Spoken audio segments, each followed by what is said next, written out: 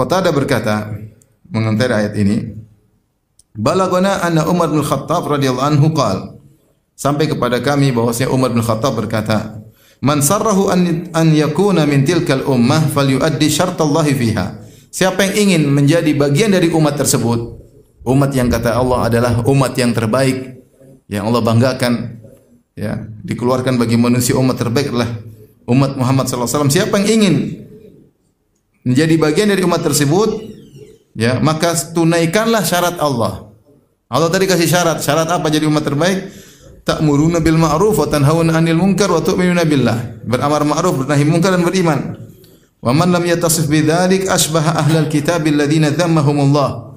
Adapun orang yang tidak bersifat dengan sifat tersebut, tidak beramar ma'ruf nahi munkar, maka mereka mirip dengan ahlul kitab. Mereka mirip dengan ahlul kitab. Kenapa ahlul kitab itu beriman tapi tidak beramar ma'ruf nahi munkar?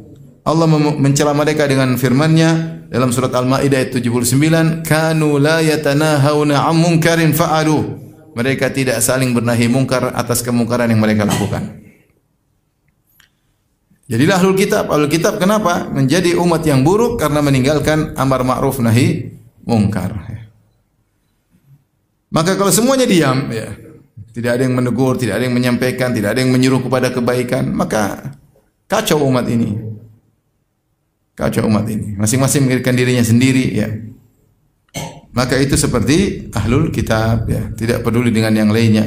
Yang pikir yang penting saya beribadah, yang urusan orang lain tidak usah kita pedulikan. Tidak, dakwah ini harus tegak. Dakwah ini harus tegak. Harus ada yang menyampaikan, menyuarakan al-haq, ya. Makanya dikatakan idza sakatu ana wa sakata anta famata yu'raful haq minal batil. Kalau saya diam kau juga diam, kapan kebenaran bisa diketahui dari kebatilan? Harus ada yang ngomong, harus ada yang bicara. Harus ada yang bicara.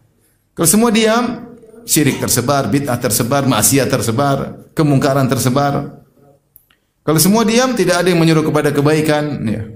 Maka itulah sifat-sifat orang-orang Bani Israel. Sampai akhirnya syariat mereka terlupakan. Saya renungkan firman Allah ketika Allah memuji tentang para nabi, kemudian kata Allah, fa khalafa min ba'dihim khalfun adha'us salata wa taba'us syahawat. Fa sawfa yalqawna ghayya. Maka muncullah generasi setelah mereka, generasi yang menyia-nyiakan salat, yang menghilangkan salat, melupakan salat. Wa taba'us syahwat, dan mengikuti syahwat. Sekarang coba lihat ahlul kitab, tidak ada yang salat. Padahal syariat Nabi Musa dan syariat Nabi Isa ada salat. Ada salat. Enggak tahu ya, Yahudi masih ada salat ya. Tapi kalau Nasara enggak ada salat. Kenapa? Karena mungkin tidak ada yang beramar ma'ruf nahi munkar, akhirnya hilang syariat tersebut apa? Hilang. Maka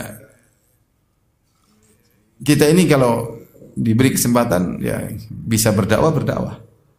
Kalau semuanya pekeuh enggak enak, enggak ada amar ma'ruf nahi munkar. Justru kita karena sayang kepada umat harus ada yang bicara, yang harus menyampaikan agar kita meraih al-khairiyah, keterbaikan di sisi Allah Subhanahu wa taala. Allah sebutkan dalam kisah surat Yasin, ya. Wa jaa min aqsal madinati rajulun yas'a. Qala ya qaumi ittabi'ul mursalin, ittabi'u man la yas'alukum ajran wa hum muhtadun. Ketika para nabi diancam untuk dibunuh oleh umatnya, datang orang dari dari ujung kota datang semangat mengingatkan umatnya. Dia mengatakan, ya qaumi ittabi'ul mursalin, wahai kaumku ikutilah para nabi. Ittabi'u ma la yas'alukum ajran, itu ikutlah orang-orang para nabi yang tidak minta upah dari kalian, wa hum muhtadun, dan mereka mendapat hidayah. Kemudian dia sampaikan dalil, kemudian dia dibunuh oleh umatnya, dia dibunuh, namanya Habib. Dia dibunuh, akhirnya Allah masukkan dalam surga. Kemudian dia berkata, ya qaumi, ya laita qaumi ya'lamun bima ghafara li rabbi. Ya.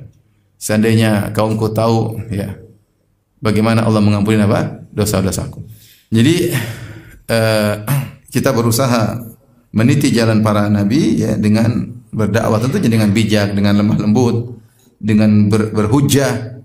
Tapi kalau semuanya pekeuh, tidak akan ada dakwah, tidak akan dakwah.